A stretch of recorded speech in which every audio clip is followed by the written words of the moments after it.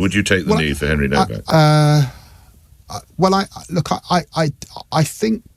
Why are you taking the knee when the victim is a black man and not when the victim is a white man? You've probably seen people's double standards being exposed over the Henry Nowak case, but I guarantee you've not seen the extent of hypocrisy and the proof of two-tier justice that I will show you in this video. So we're first going to see Nick Ferrari expose David Lammy with one simple question, and then I've got some receipts for you. Let's watch. The parents and the stepmother of the student in Southampton met with senior politicians, including the Prime Minister, yesterday, and they're talking about common sense policing, both as DPM and Justice Secretary. What's common sense policing mean to you, Mr. Lammy? Well, look, clearly what happened for their son was horrendous. I've got two boys around the same age. Yeah. It's heartbreaking for any young person to die in the circumstances that they had to witness and that we've all seen on video clips. So my heart goes out to them. They're absolutely right. Of course, they want to see common sense policing. They want to see knife crime dealt with in our country. And I'm committed to dealing with knife crime. I have been throughout my career. We have seen a drop this year, 22%. That's important. But notice how he couldn't even generate the crocodile tears and wants to talk about everything except the racial element of what clearly took place. Why do you think that is? There are still too many young people dying on our streets as a result of knife crime.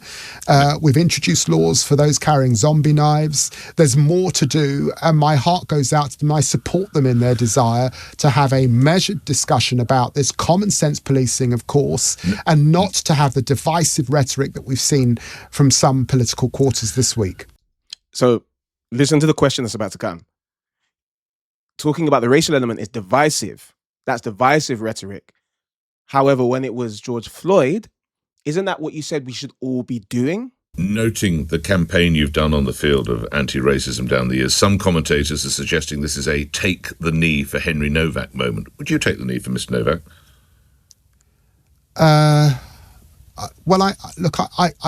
I think to honour what that was a yes or no, Mr. Lammy? Would you take the knee for Henry Nowak? I think no, because, look, I don't think that the family are asking for symbolism. They're asking for genuine common sense policing, and for them, they want to see a reduction in knife crime, and of course they're concerned about some of the policing that they saw on this occasion. So you agree, taking the knee is mere symbolism, isn't it, really? It was a bit of a charade at times. Yeah. That was a moment back then when we were still in the pandemic. This is today. So taking the knee is either symbolism or it's not. And if it's not symbolism, then why are you taking the knee when the victim is a black man and not when the victim is a white man? That's the question that we're asking the Deputy Prime Minister of the United Kingdom. This is this particular incident in our country that's heartrending, and my heart goes out to this family, and my determination is to do all we can to reduce knife crime in this country. But where there are perpetrators, they should see the full face of the law. And I understand that the AG is also looking at the sentencing and might be making a referral in this case. So I've got to tread a bit carefully. He doesn't want to take a knee because he's all about action and not symbolism. But what if he's a pathological liar? And what if there are the receipts to prove it? I want to show you how not only is David Lammy very happy to do everything in the name of symbolism when the victim is a black man, not when the victim is a white man, I also want to show you how willing he is to even take your hard-earned taxpayer money to pay for this mere symbolism. I mean, first, the idea that taking a knee, he sees it as just mere symbolism is ridiculous. Why was he so angry when people were upset with the football players taking a knee for George Floyd? He called people a disgrace. If you were not happy when the football players took a knee for George Floyd, then you were a disgrace. That's what he said. And now, when it comes to Henry Nowak, I'm not sure that I would. Crazy. Not only that, this is something that you might not know. Around 2023, just after the Black Lives Matter movement swept across the world, shortly after that, in David Lammy's own constituency, they changed the name. They spent £186,000 to change the name of a street from Black Boy Lane to La Rose Lane. Why? Because they said that the name Black Boy Lane was racist. I kid you not. I used to live in Tottenham. I used to live literally 5 minutes walk from this street. And they spent almost £200,000 to change the name, change all the maps, all the street names, everything. Why? Because they wanted to take action. Oh, but this isn't mere symbolism. You see, this is real serious stuff.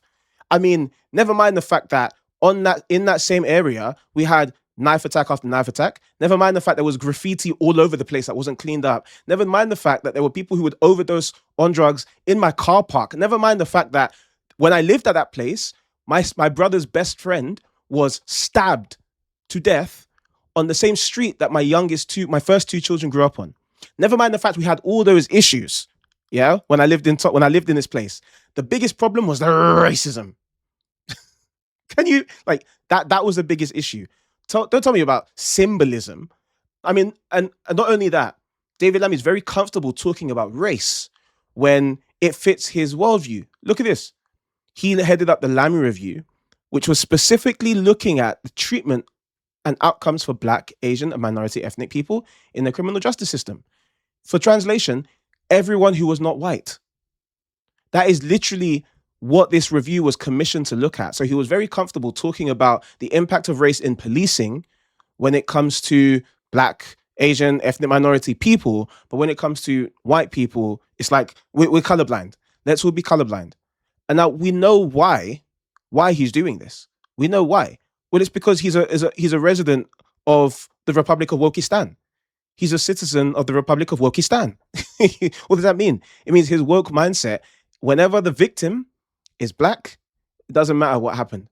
This is an injustice and we need to pull that. We need to use all the money available. We need to bring down the full weight of the law. When the victim is white, oh, it's a tragedy. And I my thoughts go out to the family, and I have these crocodile tears, which I do hope will be of great use to you. This is ridiculous. Now, if this was just a random person on TikTok, then, fine. Like, loads of people have ridiculous ideas all the time. This is the Deputy Prime Minister of the United Kingdom. What does that tell you about the mindset that is literally infecting our entire establishment? Does it tell you it's a mindset of justice? Does it tell you it's a mindset of treatment for all people? Does it tell you it's a mindset that rejects any form of two-tier policing, two-tier justice? Or does it tell you that it's a mindset that will constantly and comfortably bend the truth and ignore justice when it suits their own agenda? Now, the problem for people like David Lammy is that it might work for you in the short term to gain votes. Yeah, sure. Most of the Black people in the UK, most Asians in the UK will vote Labour. I mean, Asians is changing now because of the Palestine issue, but most Black people support Labour because they've been favorited and prioritized by the party. Sure, it works in the short term, but long term, people who know your tactics will use them to exploit you. The Islamists that know your tactics will use it to exploit you, and they don't do religious freedom. Okay? The asylum seekers that come on the boats and land up in the English Channel and all of a sudden turn Christian and gay, they will use it to abuse you because they know what you're doing and they see through it. And so do the British public. We know what you're doing. And I'm tired of just sitting down watching you do it. We are going to call you out on your BS. We are going to call you out on your injustice. And we are going to tell you that this is a Christian nation founded on Christian morality, which says that we are all equal before the law, regardless of the color of your skin. This isn't the first time that the establishment has been exposed, completely exposed, over the Henry Nowak situation. To see that happen again, check out the video on your screen. I'll see you there. Peace and blessings.